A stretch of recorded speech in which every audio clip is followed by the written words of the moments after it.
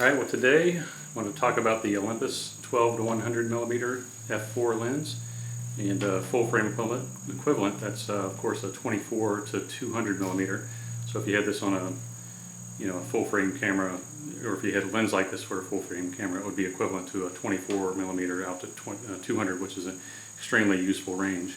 A couple things. Hopefully I don't get too much noise out here. I'm just in this old barn. Do something different instead of being at the table all the time, and so hopefully nothing unusual happens with some airplane flying over or whatever. And if it looks like I'm sweating, I'm not nervous. It's rather hot in here. So anyway, this is the Olympus 12 to 100, and if we can get the camera to focus, what are we doing here?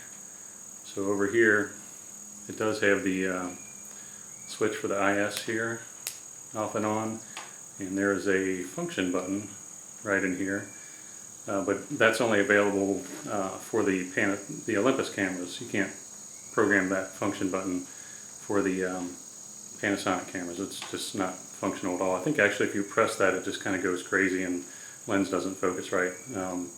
So just make sure you're not holding that down accidentally if you've got this on a Panasonic camera.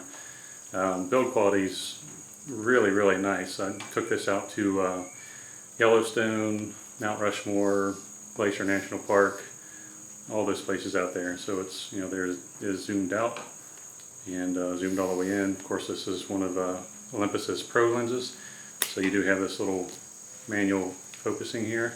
Just pull that snap ring back, and it has stops at either side, infinity out, to the closest focus distance, and really nice lens hood on there. It's kind of clicks on and off. It's got a, so you can't actually accidentally knock it off. It snaps into place. Of course, it's weather sealed. It has a rubber O-ring around the mounting point here, and the whole thing is metal, so it's really nice. But it is sort of heavy. So if you mount this on something like a GH5, you are going to kind of get into the DSLR weight. Size and weight, really. If you have a a medium-sized DSLR with a regular zoom lens on there, 24 to 70 or something, 24 to 85, something in that range, probably would be about as heavy as this. This is not a light lens, but it is really good quality. I've been really impressed with the image quality of this, the optical quality. It does have a nice little, if we can get there, I'm in totally full auto. I'm not sure what the camera's going to do here, so people complain about the it's apparently not going to catch on to it. There we go. Panasonic and the GH5 with the autofocus, continuous autofocus during video, so just thought I'd give it a go, see what happens.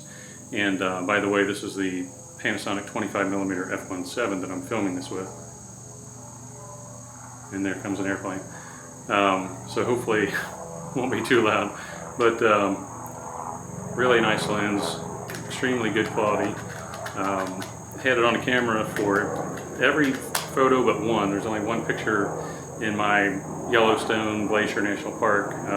That whole gallery, everything was made with the GH5 and the which I'm recording this with, and the Olympus 12 to 100. So I was extremely happy with it. I didn't really have any other lenses other than a 45mm f1.8 to take with me anyway, so I didn't bother using that. There was really no point, because it was just such a versatile lens. But I'll put a link in the description down below. So the gallery for the Yellowstone, all those parks that I went to for like almost 2-week trip, every picture was literally made with this lens and the GH5. You kind of judge for yourself, the quality. I was extremely happy with it. Now, this is a professional lens, and it's a $1,300 lens. It's not cheap. But it literally is one of the lenses that you could just replace, 2 or 3, maybe even 4 other lenses. It just depends on how and what you need to shoot, and what your general needs are. But if you just need an all-in-one lens, a professional quality one, this is really good quality, and highly recommend it. And I wish Panasonic actually would make something like this so that you can get the dual IS and so on. Because when this lens is attached to a Panasonic camera like the GH5, The only thing you can do is use the IS in the lens, which is pretty good. I would say it's not as good as the Olympus in-body stabilization and it's probably as good or maybe even slightly better than the in-body stabilization in the GH5. But if you turn off the switch here for the IS on the lens, the interesting thing is, I mentioned this in one of my other videos, the IS in the camera, the GH5, will not work. It just, you've got no stabilization at all at that point. So your only option is, and I don't know if Panasonic or, you know, whose issue it is, maybe Panasonic will change that later on. Not so that you get dual IS with this, because you really can't, but at least it would be nice to have the option to either use the IS in the body or the IS in the lens. But as it stands right now, beginning of August 2017, the only thing you can do is use the image stabilization in the lens, because if you turn that off on a Panasonic body, I'm talking about, if you turn that off when it's on a Panasonic body, you know, then you've got no IS. So that's really about it. There's not much else to say about it other than it's a beautiful lens, and optically it's beautiful, also sharp. I just really love the images I'm getting out of it, and absolutely worth the buy. And look at that. That's the Panasonic app there. I mean, probably not going to focus, but that's what I'm using for this right now.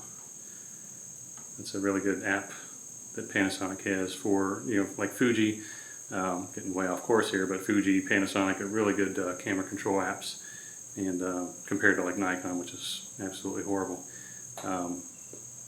Anyway, maybe they'll change that in the future.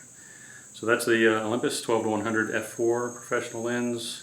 Expensive, but if you need it, it's definitely worth the price, because you could literally avoid buying a couple other lenses. You can just use this for everything.